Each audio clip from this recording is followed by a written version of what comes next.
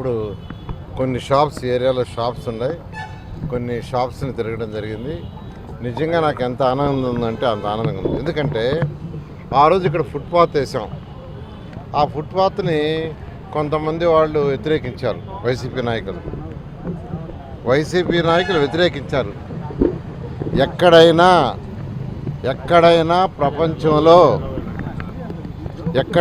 ప్రపంచంలో డెవలప్ అయిన కంట్రీస్లో రోడ్లు ఉన్నాయి, షాప్స్ ఉన్నాయంటే ఖచ్చితంగా ఫుట్పాత్లు ఉంటాయి.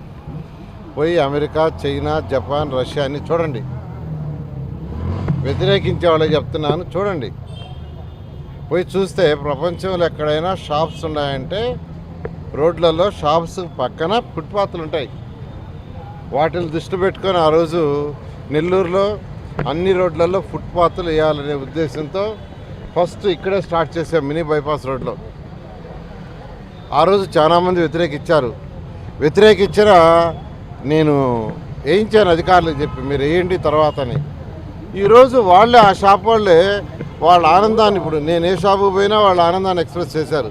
సార్, మీరు ఆ రోజు చేసిన ఫుట్పాత్ వల్ల ఈరోజు ఎంతో కంఫర్టబుల్గా మేము వ్యాపారం చేసుకుంటున్నాం, వచ్చిన వాళ్ళు నిలబడుతున్నారు.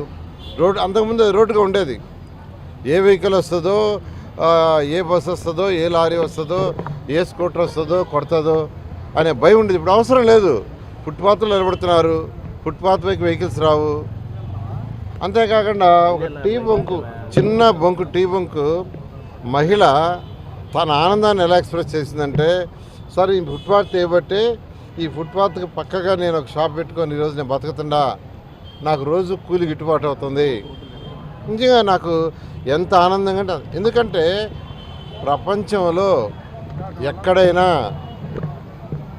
డెవలప్ కావాలంటే ప్రభుత్వాలు ఇన్ఫ్రాస్ట్రక్చర్ ఇవ్వాలి.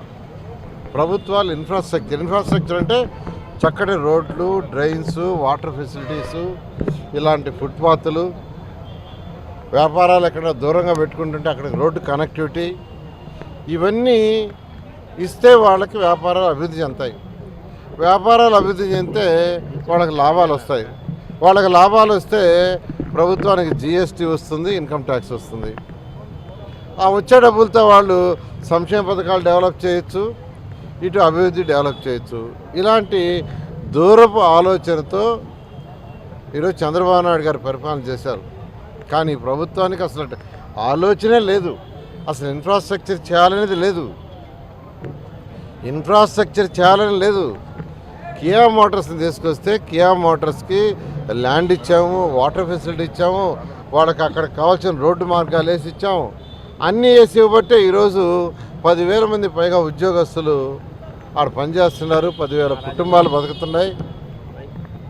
ఈ రాష్ట్రంలో అనంతపురంలో ఏ కారు తయారయ్యి అది ఎక్కడికి అమ్మినా, అది భారతదేశంలో అమ్మినా, ఇతర దేశాల్లో అమ్మినా మనకు ట్యాక్స్ వస్తుంది. ఆ ట్యాక్స్ వల్ల ఈరోజు సంక్షేమ పథకాలు డెవలప్మెంట్ చేయగలుగుతున్నాం. ఇలా వ్యాపారస్తులు ప్రశాంతంగా చేసుకోవాలంటే ప్రపంచంలో ఎక్కడైనా కోరుకునేది అక్కడ ప్రశాంత వాతావరణం ఉందో చూస్తారు. ఆ రాష్ట్రంలో అయినా ఆ దేశంలో అయినా ప్రశాంత వాతావరణం ఉందంటేనే ఇతర దేశాల నుంచి వ్యాపారస్తులు మనకు వస్తారు. మనకే కాదు, ఏ దేశానికి వ్యాపారస్తులు పోవాలన్నా ఇంటర్నేషనల్ కంపెనీ ఫస్ట్ చూసేది అక్కడ ప్రశాంతంగా ఉందా లేదా అనేది. అందుకనే 2014 నుంచి 19 దాకా నెల్లూరు జిల్లాలో ఎంతో ప్రశాంతంగా పరిపాలన సాగించాం. ఎక్కడ ఎవరు ఇబ్బంది పెట్టలా. వాడు వైసీపీయా ఇంకొక పార్టీ అని మేము చూడలా. ఎవరైనా వ్యాపారాలు చేసుకునే వాళ్ళని వాళ్ళు హ్యాపీగా చేసుకోవాలన్నాం.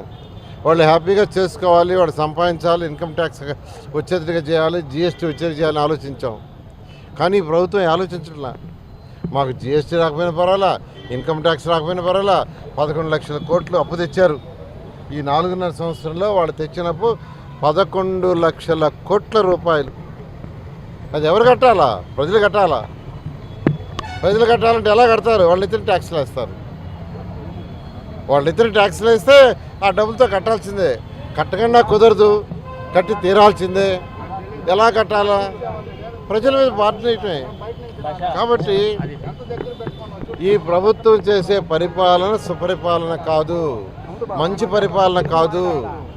జగన్మోహన్ రెడ్డి గారికి పరిపాలన చేయటం రాదు. పరిపాలన చేయటం అంటే ఇన్కమ్ జనరేట్ అయితే చూసి ఆ ఇన్కమ్ని పేద ప్రజలకి అటు డెవలప్మెంట్ యాక్టివిటీస్ పెట్టాలి. ఆయన చేయటం లేదు.